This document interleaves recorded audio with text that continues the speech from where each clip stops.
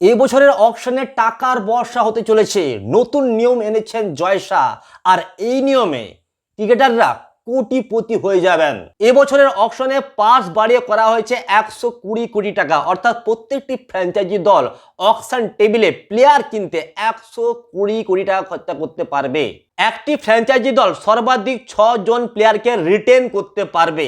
এর মধ্যে 5 জন cap player বা ইন্টারন্যাশনাল প্লেয়ার এবং একজন থাকবে আনক্যাপ প্লেয়ার। এবং আনক্যাপ প্লেয়ারদের ক্ষেত্রেও নিয়মের পরিবর্তন আনা হয়েছে।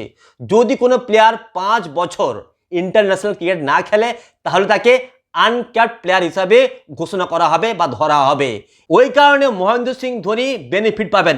মহেন্দ্র সিং ধোনিকে আনক্যাপ প্লেয়ার হিসেবে রিটেন করতে পারবে চেন্নাই সুপার কিংস। রিটেনশন পলিসিতে প্লেয়ারদের স্যালারি নিয়েও বড় পরিবর্তন আনা হয়েছে। যদি আপনি প্রথম প্লেয়ারকে রিটেন করেন তাহলে আপনাকে দিতে হবে 18 কোটি টাকা। যদি দ্বিতীয় প্লেয়ারকে রিটেন করেন তাহলে দিতে হবে 14 কোটি টাকা। যদি তৃতীয় প্লেয়ার রিটেন করেন তাহলে দিতে হবে 11 কোটি টাকা। এবার পরপর 3 জন প্লেয়ার রিটেন হয়ে গেল। যদি আপনি চতুর্থ প্লেয়ার রিটেন করতে চান তাহলে কিন্তু আপনাকে দিতে হবে আবারও 18 কোটি টাকা।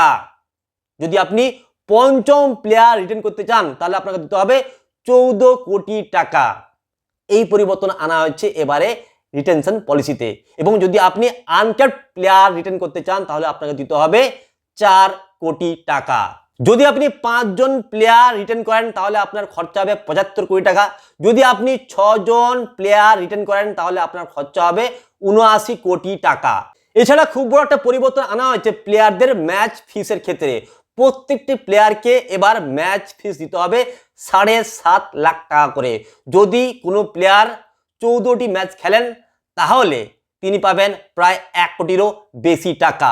এর জন্য আলাদা করে 12.5 কোটি টাকা বরাদ্দ করা হয়েছে। এটা কিন্তু 120 কোটি টাকার মধ্যে নয়, আলাদা করে এই প্লেয়ারদের ম্যাচ ফিসের জন্য বরাদ্দ করা হয়েছে 12.6 কোটি টাকা বা 12.5 কোটি টাকা।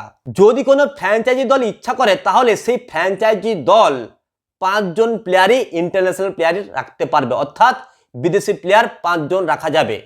যদি তারা ইচ্ছা করে তাহলে 5 জন ভারতীয় ক্যাপ প্লেয়ার বা ইন্টারন্যাশনাল প্লেয়ারও রাখতে পারে।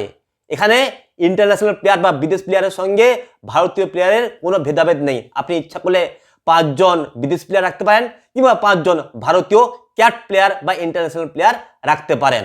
আরটিএম এর ক্ষেত্রেও বড় পরিবর্তন আনা হয়েছে। যদি কোনো ফ্র্যাঞ্চাইজি দল আনক্যাপড প্লেয়ার রিটেন না করে তাহলে কিন্তু সে একটি আরটিএম পেয়ে যাবে। আর যদি সে আনক্যাপড প্লেয়ার রিটেন করে তাহলে কিন্তু আরটিএম এর সুযোগ পাচ্ছে না। আরটিএম এর ক্ষেত্রে আরও একটি পরিবর্তন আনা হয়েছে। ধরুন শিবম দুবে চেন্নাই সুপার কিংসের প্লেয়ার এবং তার বিডিং হচ্ছে অকশনে। সেখানে সর্বাধিক ডাক এলো পাঞ্জাব কিংস, ডাকলো 6 কোটি টাকা। এরপর চেন্নাই সুপার কিংস আরটিএম দেখালো। কিন্তু আগে কি নিয়ম ছিল যে আরটিএম দেখাবার সঙ্গে সঙ্গে সেখানেই 6 কোটি টাকায় শিবম দুবে পেয়ে যেত চেন্নাই সুপার কিংস।